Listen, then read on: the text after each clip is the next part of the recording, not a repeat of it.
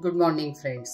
I am Dr. Vakodkar from Bhilai, Chhattisgarh. I am doing my infertility and IVF practice since very long.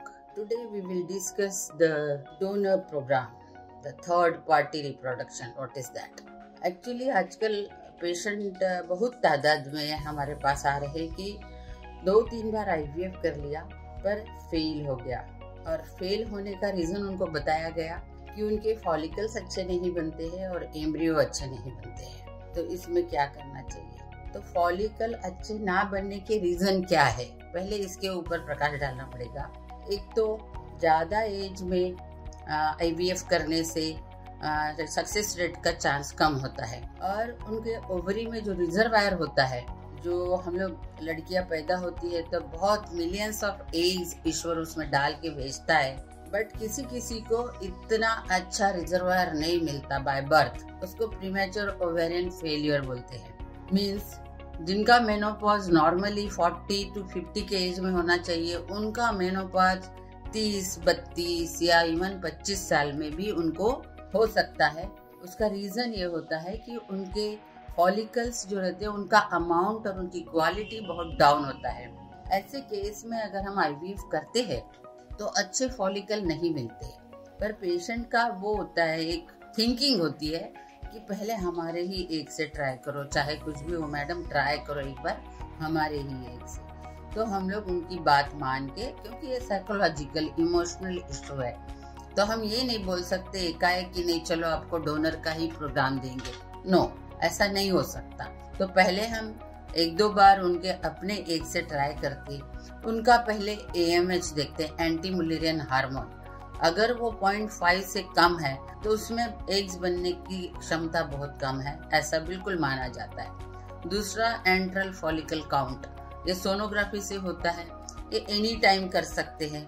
तो जब sonography ये पता चलता है कि उनका एंट्रल फॉलिकल काउंट, एक फॉलिकल है एक ओवरी में, दूसरे फॉलिकल में 1 या 2 है, वो भी ऐसे ही छोटे छोटे हैं, तो ये भी enteral follicle count directly relate करता है कि तुम्हारे ओवरी में ज़्यादा फॉलिकल्स नहीं है और मुश्किल है एग बनना। तीसरा होता है कोई जेनेटिक प्रॉब्लम है क्या, कोई बाय बर्थ कोई ऐसे इशू है क्या, उसके जेनेटिक स्टडी, क्रोमोसोमल एब्नॉर्मलिटी, ये सब डिटेक्ट करने के लिए हायर इन्वेस्टिगेशंस करने पड़ते हैं। दूसरा है बचपन में कुछ इन्फेक्शन हुआ, ट्यूबरकुलोसिस हुआ, तो वो भी एक कारण है कि हमको अच्छे एग्स नहीं देते। ओवरी के ऊपर कोई सर्जरी हुई है क्या, सिस्टिक ओवरी है, किसी के ओवरी के ऊपर सर्जरी हुई है, या कैंसर की वजह से किसी को कीमोथेरेपी हुई है, इस केस में भी हमको अच्छे एग्स नहीं मिलते। तो क्लिनिक में जब 2-3 बार फेल होके ऐसी हिस्ट्री लेके आते हैं, उनको हम कन्विंस करते हैं कि अभी आपके एग से तो काम नहीं बन रहा है, आपको डोनर एग लेना पड़ेगा। तो डोनर एग क्या है? डोनर एग ये है, आजकल अपने इंडिया में PCPND एक्ट के अंदर बहुत अच्छे रूल्स एंड रेगुलेशन आए हैं, उसके ही उसमें रह के जो रजिस्टर्ड स्पर्म डोनर या एग डोनर के बैंक से, वहीं से ये किया जाता है according to every rule and regulation. And ये डोनर्स कैसे होते हैं? डोनर्स यंग होते हैं, 30 साल के नीचे होते हैं, और उनके सारे टेस्ट किए जाते हैं, उनके बच्चे हुए रहते हैं। दैट मीन्स कि वो पूरे फर्टाइल है, उन्होंने बच्चे पैदा किए हैं।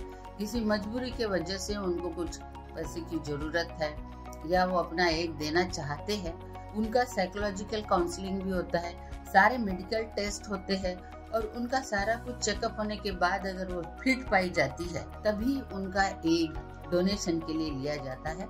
ऐसे लोगों को फ्रॉम डे 2 स्टिमुलेशन किया जाता है, और जो रिसिपिएंट है जिनको चाहिए उनका भी डे 2 से एंडोमेट्रियम का लाइनिंग तैयार किया जाता है। दोनों की साइकिल सिंक्रोनाइज की जाती है। जब ये दोनों की साइकिल सिंक्रोनाइज होगी तो ही हम अच्छे से उनका एम्ब्रियो ट्रांसफर कर पाएंगे।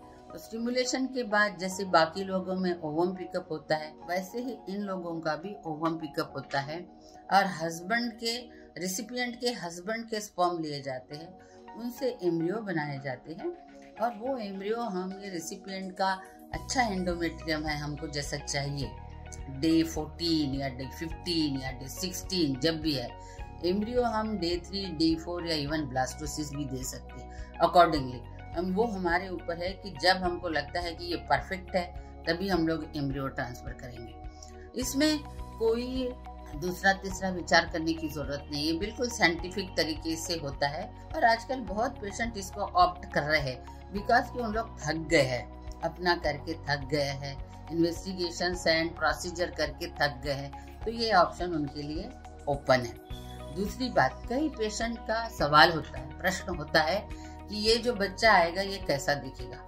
इसमें ये कहना चाहूंगी कि तुम्हारे हस्बैंड के स्पर्म है, दैट इज 50% कॉन्ट्रीब्यूशन तुम्हारे हस्बैंड का है। तुम्हारे यूट्रस में ये पलने वाला है, मतलब तुम्हारे ब्लड से ये बच्चे को सींचना है। और केवल हम एग ले रहे हैं बाहर का, और वो एग लेने के वो जेनेटिक तो उसका होगा, पर एपिजेनेटिक जो होता है, एपिजेनेटिक मतलब आपके पेट में जाने के बाद आपके ब्लड से वो बच्चा बढ़ने वाला है। आप क्या सोचते हैं, आपका साइकोलॉजिकल क्या थिंकिंग है, इसका असर बच्चे पे होता है। आपको कोई प्रॉब्लम तो नहीं है, बीपी आपका ठीक है, ब्लड शुगर अच्छा है, कोई थायराइड प्रॉब्लम नहीं है, सब कुछ आप हेल्दी एंड हार्टी है, तो आपके विचार, आपके आचार, आपका खान पान, सब कुछ वो बच्चे को पोषण देगा और उसी के ऊपर वो बच्चा बढ़ेगा। तो वो उनके जैसा दिखेगा क्या, मैं नहीं सोचती, ये सवाल पूछना चाहिए। आप पाल रहे हैं, आपके अनुसार वो बच्चा आपके जैसा दिखना शुरू हो जाता है। हमने पहले बहुत ऐसा देखा है कि जो लोग बच्चा अडॉप्ट करते हैं, किसी और का बच्चा उनको पता भी नहीं रहता है किसका बच्चा क्या बच्चा। ये प्रोसीजर जब नहीं थी इंडिया में, तब बच्चे अडॉप्ट होते थे, तो हमने ऐसे कई फैमिलीज देखी है। हम लोग डिफरेंशिएट नहीं कर पाते कि ये बच्चा अडॉप्टेड है, वो उनके माँ बाप के जैसा दिखने लगता है। तो विचार मन में बिल्कुल मत लाइए कि हम डोनेशन का प्रोग्राम में जाएंगे तो हमारा बेबी कुछ डिफरेंट दिखेगा, ऐसा नहीं है। आप अपना दिमाग और सब साइकोलॉजिकली स्ट्रांग रखिए, आप पॉजिटिव रहिए। पॉजिटिव रहेंगे, बच्चे को अच्छे सा पालन पोषण करेंगे, तो वो बच्चा भी आपके जैसा दिखेगा। और इस प्रोजेक्शन में कोई रिस्क नहीं है।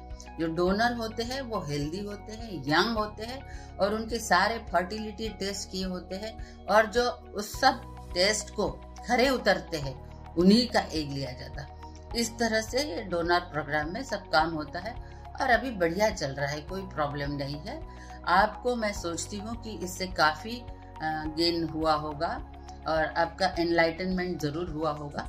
इसके अलावा भी आपको अगर कुछ डाउट्स है तो आप मेरे ईमेल में, मेरे फोन में मुझसे कांटेक्ट कर सकते। मेरा ये चैनल जरूर सब्सक्राइब करिए। मैं कोशिश करती हूँ, मैं थ्योरेटिकल बात बिल्कुल नहीं करती। मैं जो क्लिनिक में पेशेंट आते हैं उनकी समस्या जो जैसे बोलते हैं, जिस तरह से क्वेश्चन पूछते हैं, उसी क्वेश्चन को मैं यहाँ पुट कर रही हूँ ताकि आम जनता को वो भाषा में उनको इजीली समझा जाए। तो आई थिंक आपको बहुत फायदा हुआ होगा एंड थैंक यू।